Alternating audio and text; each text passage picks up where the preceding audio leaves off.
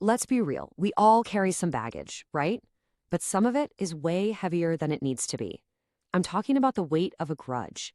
In this explainer, we're going to explore what that weight is really costing you, and, more importantly, how you can finally put it down for good. Okay, so picture this. You're on a beautiful long hike. The sun is out, the scenery is amazing, but for some reason you've decided to fill your backpack with heavy rocks. Every single step is a struggle. You're so focused on the pain and the weight that you're completely missing the incredible view all around you. Well, that's exactly what holding a grudge is like. It's this heavy bag of rocks we carry around. And here's the crazy part. We think we're somehow punishing someone else by carrying it, but in reality, we're the only ones suffering under that load. To really get this, let's dive into the story of a traveler named Alara. Now, Alara had this peculiar habit. For every single wrong that was ever done to her, she vowed she would never, ever forget it. So for every hurt, she would find a stone. The very first one was for a lie someone told her. She actually took a jagged gray rock, wrote on it, "He lied to me," and then she placed it carefully into her backpack. And it just kept happening. Another time, someone laughed at her clothes. So she found a heavy black stone. She wrote down that memory and, boom, added it to her growing load. Each memory had its own physical weight. And another for a boss who just didn't seem to value her work. So over months and then years, these grievances, big ones and small ones, they just continue to pile up, one shark, heavy rock at a time. And this is how it works, isn't it? The weight doesn't usually come from one single event that just crushes us.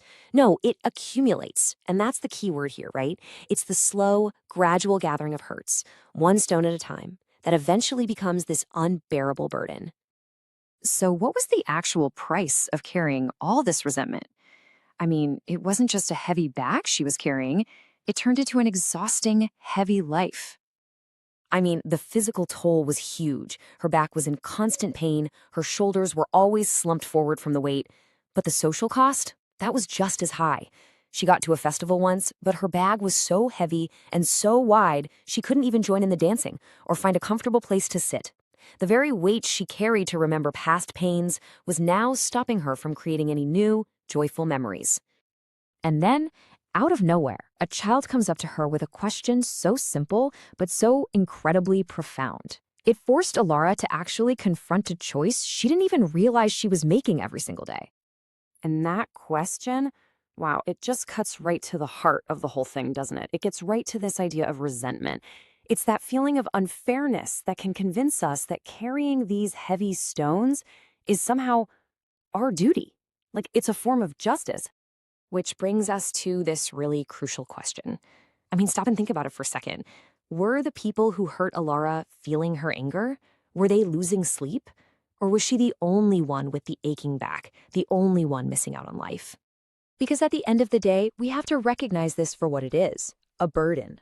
For Alara, it was literally a physical load of rocks. For us, it's an emotional one. But you know what? It weighs us down just the same. So this exhausting journey, it all leads Alara to this one critical moment. She arrives at the bank of a wide, rushing river with absolutely no way to get across on her own. A ferryman was there, ready to take people across, but he gave her an ultimatum. He said his little boat could carry her, or it could carry her stones, but not both. She had to make a choice, right then and there. And the choice was just so stark. She could stay on this side of the river, stuck with her stones, forever defined by her painful past, or she could leave the stones behind and cross over to a new unburdened life, her past or her future. And then the ferryman hits her with this just devastatingly simple truth. He tells her, the people who gave you those stones, they've moved on. They're at home, sleeping peacefully. They've probably forgotten all about it. She was the only one still breaking her back, carrying their memory. And with that realization, Alara finally got it. She finally understood what she had to do. This is the moment she decided to embrace the freedom that comes from forgiveness. So, with her hands literally trembling, Alara took off that heavy bag. She picked up that very first stone, the one that said, "He lied to me." She took a deep breath and she threw it as hard as she could into the river. Splash. One by one, every single stone went into that river, and with each splash, she could literally feel her shoulders getting lighter. She realized that letting go didn't erase what happened.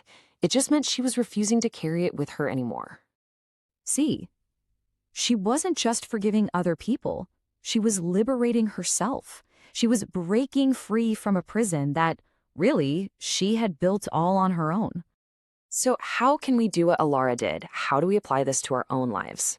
Well, it really seems to come down to 3 steps. First, you have to acknowledge the pain is real. You can't just ignore it. Second, you have to make a conscious choice to heal. That was her moment at the riverbank. And third, you have to actively release the burden. You have to throw your own stones into the river. And this, right here, this is the absolute key to the whole thing. Forgiveness is not about letting the other person off the hook. It's about letting yourself off the hook. It's not some gift you're giving to them. It is a gift you are giving to yourself. So I'll leave you with this final thought. It's time to take a look inside your own bag. What arguments, what little hurts, what deep resentments are you carrying around with you every day? What stones are you finally ready to put down?